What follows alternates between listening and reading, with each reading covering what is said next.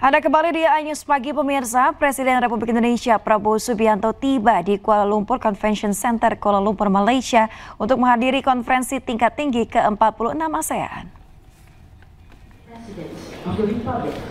Ya pemirsa, tiba Senin pagi, Presiden Prabowo disambut secara langsung oleh Perdana Menteri Malaysia Anwar Ibrahim di halaman KLCC. Sebelum sesi pleno, para pemimpin negara ASEAN melakukan sesi foto grup bersama. Pada momen ini, Presiden Prabowo tampak berdiri di antara Perdana Menteri Kamboja, Hun Manet, dan Perdana Menteri Timor Leste, Sanana Gusmao. Dalam KTT ke-46 ASEAN bertema Inclusivity and Sustainability, Presiden Prabowo berbicara pada sesi pleno yang mengangkat topik terkait langkah ASEAN ke depan.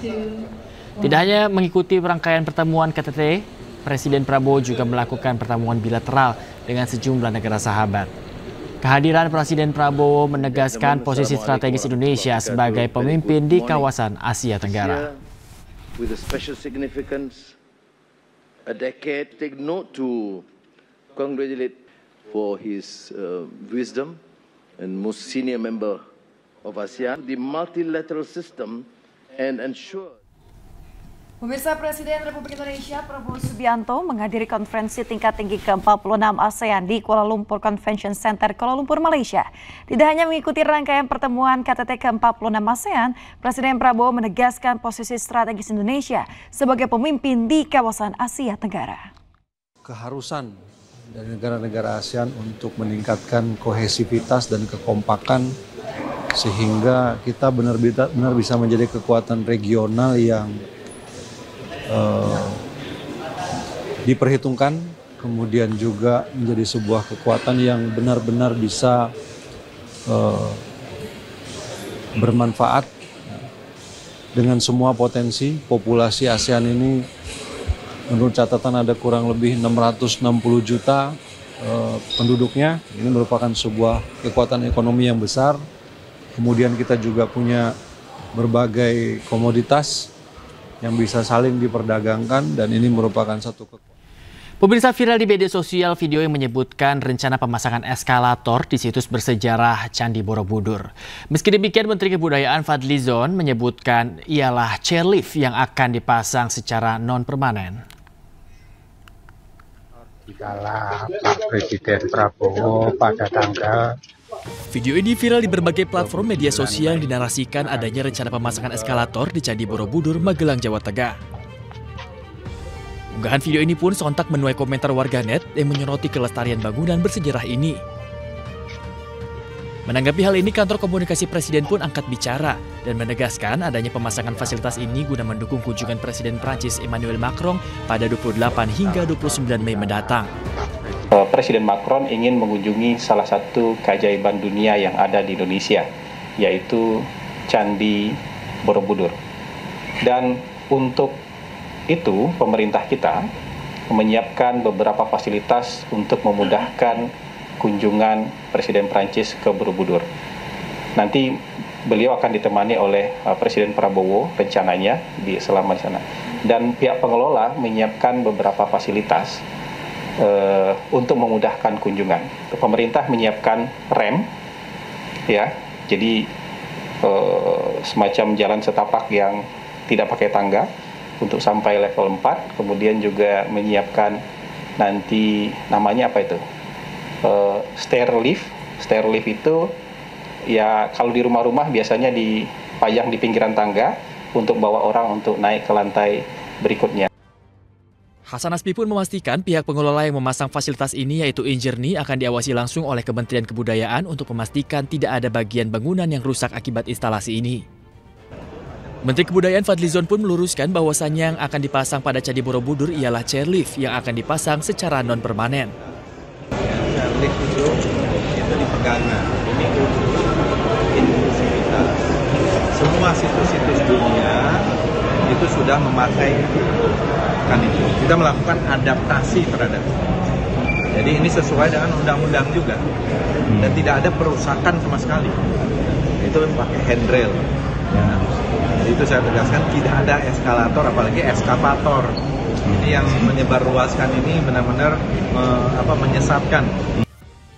Serangkaian persiapan fasilitas ini pun dilakukan untuk menunjang kunjungan Presiden Prancis Emmanuel Macron mendatang.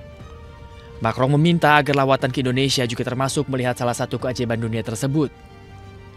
Dari Jakarta, Tim Liputan iNews melaporkan. Kita beralih ke informasi lain pemirsa, tim pembela ulama dan aktivis TPUA menyambangi gedung Barreskrim Polri untuk mendesak gelar perkara khusus atas penghentian kasus dugaan ijazah palsu Presiden ke-7 RI Joko Widodo. TPUA menyebut menyerahkan dokumen yang berisi 26 poin keberatan dalam penyelidikan perkara. Tim pembela ulama dan aktivis TPUA menyambangi gedung Barreskrim Polri untuk mendesak gelar perkara khusus atas penghentian kasus dugaan ijazah palsu Presiden ke-7 RI Joko Widodo. Rombongan membawa dokumen yang berisi 26 poin keberatan dalam penyelidikan perkara. Di antaranya menyatakan tidak adanya transparansi penyelidikan dan penyidik tak memenuhi kaidah Scientific Crime Investigation hingga perlu gelar perkara khusus. TPUA juga menilai penghentian kasus menjadi cacat hukum karena tidak dihadirkan pelapor dan terlapor.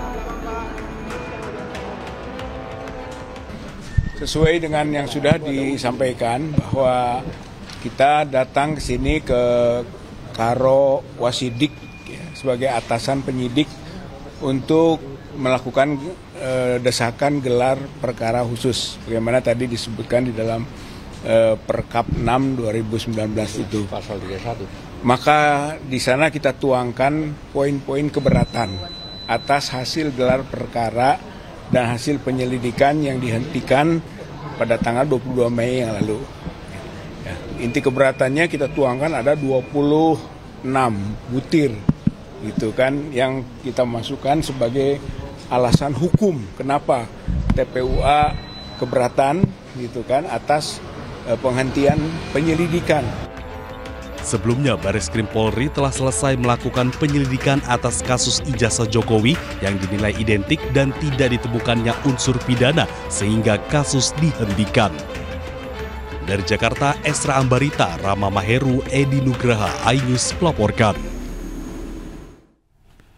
Roy Suryo CS meragukan hasil pemeriksaan Barreskrim Polri terkait keabsahan ijazah Joko Widodo. Metode yang digunakan Barreskrim dituding tidak transparan.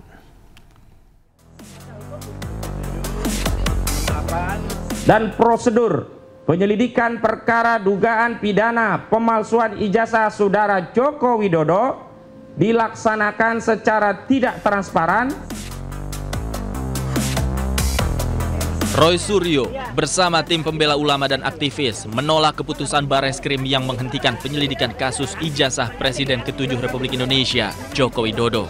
Bukan tanpa alasan, Roy Suryo CS curiga dengan metode yang digunakan Barreskrim dalam memeriksa ijazah Joko Widodo. Penyelidikan tersebut diklaim tidak transparan, sepihak, dan tanpa melibatkan peran serta masyarakat. Bahwa tahapan, proses, dan prosedur penyelidikan perkara dugaan pidana pemalsuan ijazah saudara Joko Widodo dilaksanakan secara tidak transparan, sepihak, tanpa melibatkan peran serta masyarakat. Padahal penyelidikan perkara dugaan pidana pemalsuan ijazah saudara Joko Widodo bermula dari adanya aduan masyarakat atau DUMAS yang dilakukan oleh Dr. Egy Sujana SHMSI dari tim pembela ulama dan aktivis atau TPUA.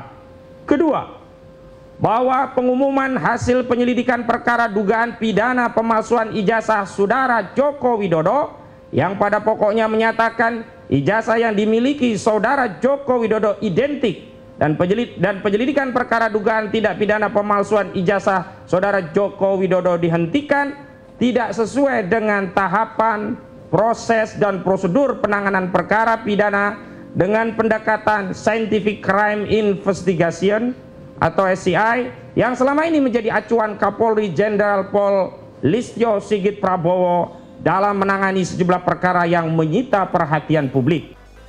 Pihak Roy Suryo meminta gelar perkara khusus kepada Barreskrim Polri karena metode yang digunakan oleh Barreskrim sebelumnya dinilai tidak sesuai prosedur dan tidak menggunakan metode Scientific Crime Investigation. Dari Jakarta, Tim Liputan iNews melaporkan. Pemirsa, ahli digital forensik Rismon Hasiholan Sianipar memenuhi panggilan sebagai saksi terkait kasus tuduhan ijazah palsu Presiden ke-7 RI Joko Widodo. Pemirsa, Rismon datang bersama kuasa hukumnya pada pukul 10:20 waktu Indonesia Barat. Rismon dimintai keterangannya dengan menjawab 97 pertanyaan terkait laporan pencemaran nama baik yang dilayangkan Jokowi. Kedatangannya untuk diperiksa sebagai saksi dalam kasus dugaan pencemaran nama baik yang dilaporkan oleh Presiden ke-7 RI Joko Widodo terkait atau dengan ijazah palsu. Proses pemeriksaan terhadap Rismon berlangsung di ruang riksa Subdit Keamanan Negara, Direktorat Reserse Kriminal Umum Polda Metro Jaya. Mohon doanya ya buat Pak Rismon. Pasal-pasal bahkan untuk koruptor, ya kan? Saya tadi ditanyakan sejumlah pertanyaan yang berkaitan dengan metode-metode ilmiah yang saya kaji, tetapi ada sejumlah jawaban, sejumlah pertanyaan yang saya tidak berkenan untuk saya jawab. Komisi 1 DPR RI melakukan rapat kerja dengan Panglima TNI Agus Subianto beserta 3 kepala staf TNI. Rapat kerja dilakukan untuk mendengar hasil penyelidikan kasus ledakan di lokasi pemusnahan amunisi di Garut yang menyebabkan 13 korban jiwa.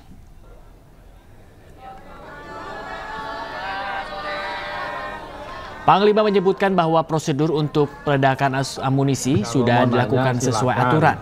Selain itu, Panglima juga menyebut amunisi maksud kami yang sudah kadaluarsa disebut sangat sensitif sehingga dapat dengan mudah memicu ledakan. Sementara itu, untuk lokasi peledakan, Panglima menyebut bahwa lokasi tersebut sudah sesuai SOP. Meski demikian, lokasi peledakan akan dipindahkan sehingga kejadian tersebut tidak terjadi lagi. Panglima juga menjelaskan warga sipil yang berada di kawasan tersebut merupakan petugas dapur umum yang dipekerjakan TNI. Sudah saya sampaikan bahwa prosedur untuk peledakan sudah dilaksanakan. Tempatnya ini memang harus jauh dengan perkampungan masyarakat. Memang tempat situ sudah jauh sih dengan masyarakat, dengan kampung. Hanya memang yang tadi saya sampaikan. Jadi munisi yang sudah expire itu memang mudah meledak, sehingga memang harus kehati-hatian dan memang ini jadi masukan buat kita. SOP-nya nanti akan kita rubah supaya personil yang melaksanakan pemusnahan itu bisa aman. Kita koreksi ke dalam nanti. Mudah-mudahan ke depan tidak terjadi seperti itu lagi. Kemudian saya sampaikan bahwa hak-hak yang diberikan kepada korban, yang pertama santunan risiko kematian sejumlah 350 juta, kemudian juga ada nilai tunai tabungan asuransi, kemudian bantuan beasiswa 30 juta per 2 anak, kemudian gaji terusan 12 kali gaji pokok tetap dan gaji pensiun 50% kali gaji pokok. Kemudian santunan kepada masyarakat juga sudah diberikan oleh Pangdam, Kasat, Panglima TNI, Menhan. Kita beralih ke informasi lain, pemirsa. Legislator PDI Perjuangan mencecar Menteri Koperasi Budi Aris Setiadi atas pernyataannya terkait Partai Mitra Judol di Senayan yang meminta Budi Aris tak memfitnah PDIP jika sedang merasa panik. Tenang ya Pak ya. Tapi kalau tenang jangan fitnah sana sini Pak. Jangan fitnah partai kami Pak. Ini nggak bagus Pak.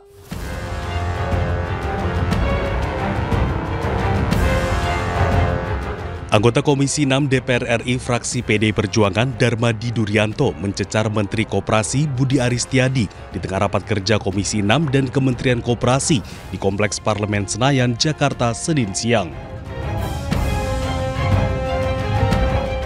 Darmadi meminta Budi Ari tak memfitnah partainya sebagai mitra judi online.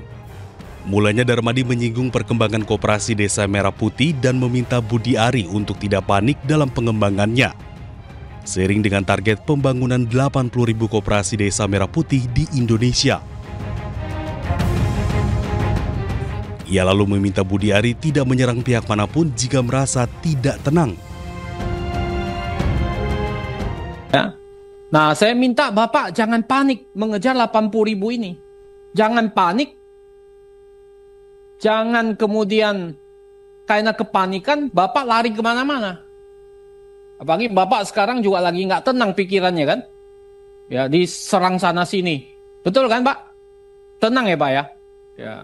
Tapi kalau tenang jangan fitnah sana sini Pak. Jangan fitnah partai kami Pak.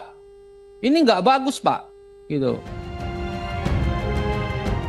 Sebelumnya, Menteri Koperasi sekaligus mantan Menteri Komunikasi dan Informatika Budi Aristiadi menyebut ada partai politik yang diduga menjadi mitra para bandar judi online.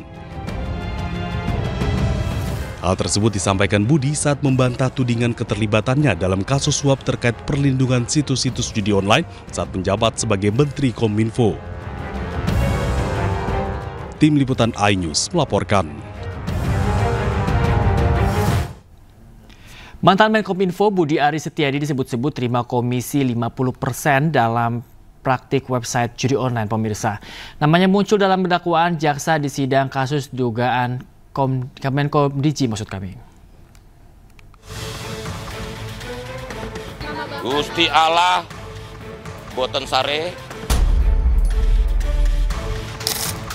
Nama Budi Aristiadi disebut-sebut dalam dakwaan jaksa penuntut umum di sidang kasus dugaan judi online di Pengadilan Negeri Jakarta Selatan Rabu 14 Mei 2025. Dalam dakwaan jaksa, Budi Ari diduga menerima sebesar 50% dari seluruh website judi online yang dijaga. Uang ini untuk memastikan agar laman ilegalnya tidak diblokir oleh Kemenkom Digi yang saat itu dipimpin oleh Budi Aristiadi. Tetapi sekali lagi bahwa penuntut umum dalam surat dakwaannya itu ya bahwa ada pihak-pihak yang disebut di situ, tentu itu didasarkan pada adanya fakta itu di dalam berkas perkara. Sebelumnya, Budi Ari pernah diperiksa Bareskrim Polri pada 19 Desember 2024 yang lalu. Budi diperiksa sebagai saksi dan meminta semua pihak untuk berhenti memfitnah bahwa ia bersalah. Bahkan, Budi Ari enggan merespon pertanyaan awak media dengan menyebut Tuhan tidak tidur dalam bahasa Jawa, yakni Gusti Allah boten sare. Nanti aja, enggak. Nanti ketenggelam. Gusti Allah boten sare, Tuhan tidak pernah tidur. Selesai.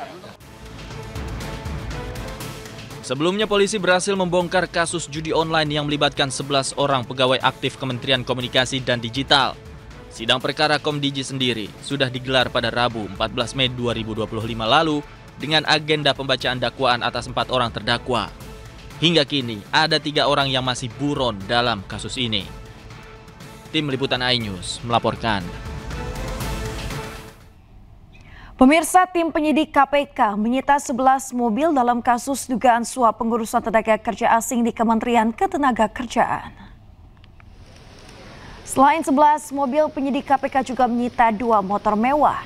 Jubir KPK Budi Prasetyo mengatakan barang sitaan ini didapatkan penyidik KPK dari 7 rumah di Jabodetabek dan 1 kali geledah di kantor Kementerian Ketenagakerjaan. Selanjutnya barang sitaan ini dibawa ke rumah penyimpanan benda sitaan rampasan negara. Total ada 8 orang yang ditetapkan sebagai tersangka dalam kasus ini.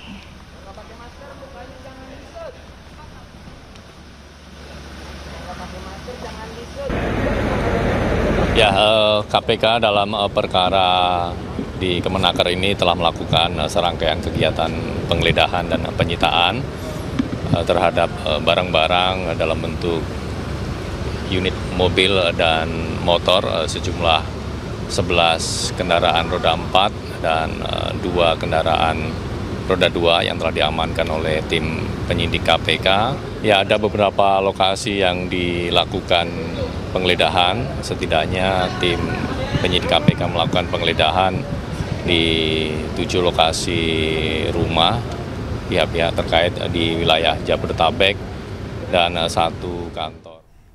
Pemerintah Kabupaten Tangerang kembali meraih opini wajar tanpa pengecualian atau WTP dari Badan Pemeriksa Keuangan. Penilaian diumumkan langsung oleh Kepala BPK Perwakilan Banten Firman Nur Cahyadi.